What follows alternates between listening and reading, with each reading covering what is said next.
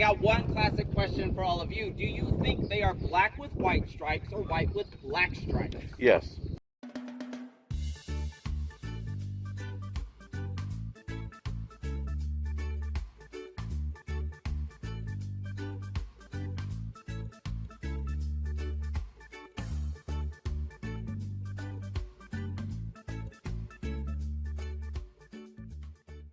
We get to be an olive.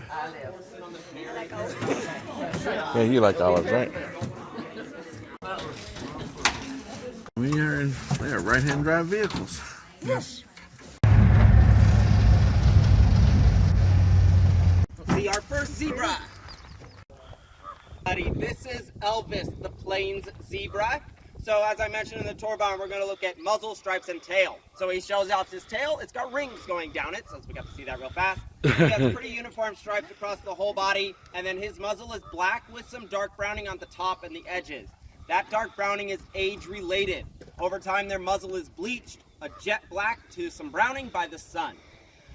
These guys, unique to them, they are the only species that have striped bellies. So if you ever see belly stripes on a zebra, you're looking at a plains zebra.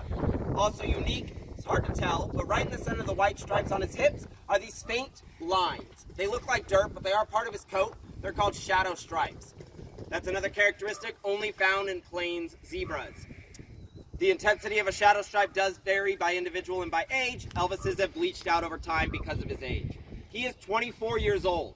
These guys, on average, can live to their mid-20s in the captive realm, early to mid-teens in the wild if they're lucky. So he is getting up there in age, but he's a very healthy, spry guy. He's probably going to live closer to 30, fingers crossed, just because he doesn't want to slow down. So, I got one classic question for all of you. Do you think they are black with white stripes or white with black stripes? Yes. Yes. No matter what you choose, you are not wrong. It is a trick question. If you shave a zebra, their skin is solid gray in color, right in between. So whatever you want a zebra to be is right. So if you want them to be black with white or white with black, it doesn't really matter. And that's with all three species? Yes, that is for all three species. So a bark with a slight gray at the end, and he does that many times in a row. The Hartmanns we'll see next, they have a cackle. It's actually kind of horrifying when you're not expecting it. And then the Grevies bray like a donkey, but on steroids. It's really intense, and you can hear it miles away. It's very awesome sounding, but also can be startling if you're not expecting to hear it. Hartmann mountain zebras. Looking at the zipper down here and Patty right here, their muzzle is black with this beautiful light brown lining at the top. That is natural. Only Elvis is truly black and white. Brown in these guys' coat and the Grevy's coat is there from birth.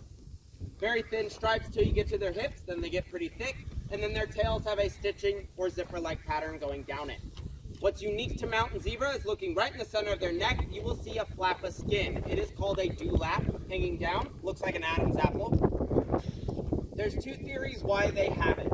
It could have been a trait that was sexually selected for by an ancestor. So this ancestor had it, got to breed a lot, and now it's just part of their natural anatomy.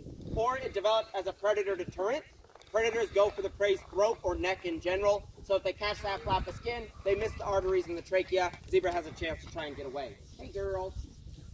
This one's walking up, the littlest one, that is our 11-month-old foal. Her name is Violet. These guys again have an 11.5-month gestation on average, and the babies are 60 pounds at birth on average. So even bigger. Big babies. So these are the least common species of zebra to be housed in captive facilities because they're the hardest to care for.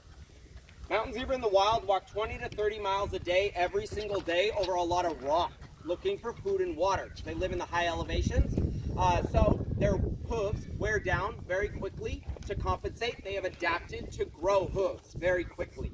It's very hard to replicate that habitat, and it's impossible to force a zebra to walk 20 miles in a day. So their hooves are overgrowing and not wearing down enough to compensate. Meaning we actively are in here giving these guys hoof trims. Minimum per individual once a year. Some individuals every 6 months, few cases every 2 months. Elvis is 24, never had a hoof trim his whole life. He keeps his worn down nice and well. Grevies can go 5 or more years without hoof trims. So having to hoof trim these guys that often is expensive, time consuming, and stressful. The only safe way to hoof trim a wild zebra is to sedate them. You cannot walk up to these animals and grab a hoof. You will not survive that encounter. So you need a qualified vet and a vet team to be out here to handle those sedative drugs, your farrier, and then a whole crew of staff to play referee. Because the other reason these guys are difficult is the herds have no hierarchies, especially within the females. Male kind of keeps things in line within the group, but the females still fight with each other all the time for food, water, and dominance. So just kind of like the roan, everybody in this group is an individual focused on their own survival. The fights can lead to such high aggression that the females will kill each other if they get the chance. Females get knocked to the ground, cornered, they'll all gang up on that female at once and kick and bite her.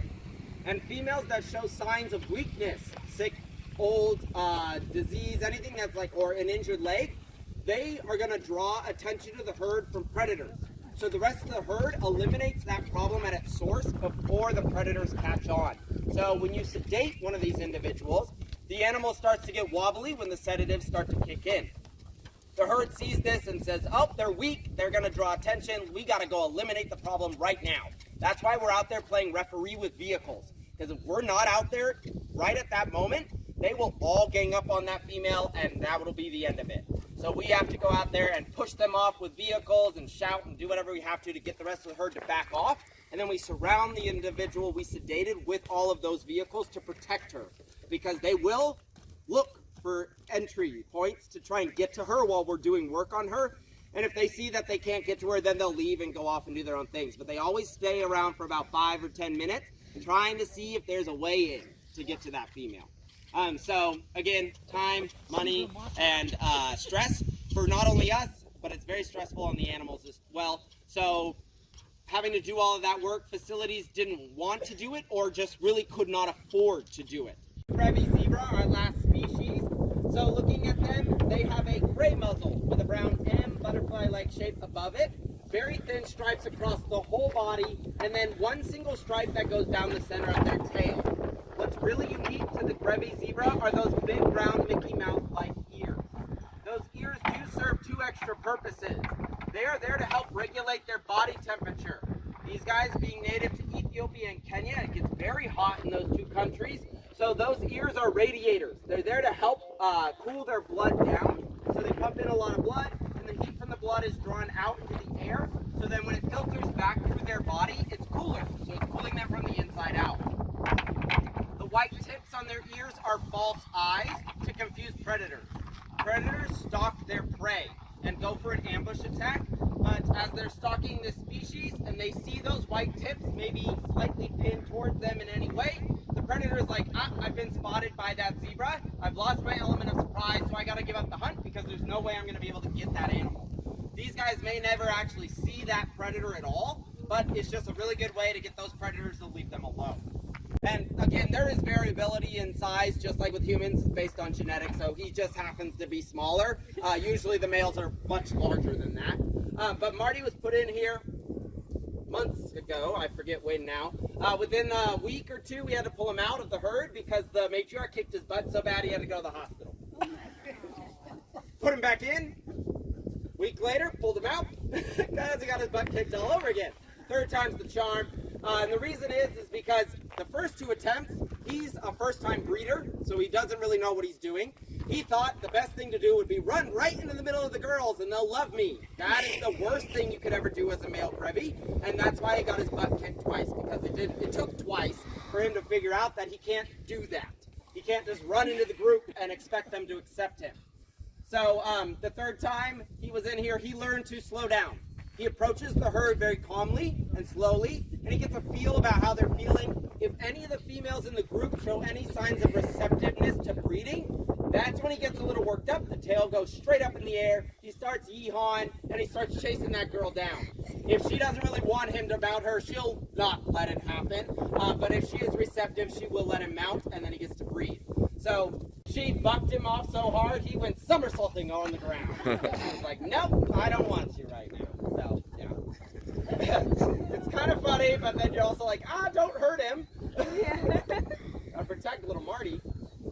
So I mentioned these guys are critically endangered in the wild with 2,800. The biggest issues they deal with is the drought that has plagued those 2 countries and that region as a whole of Africa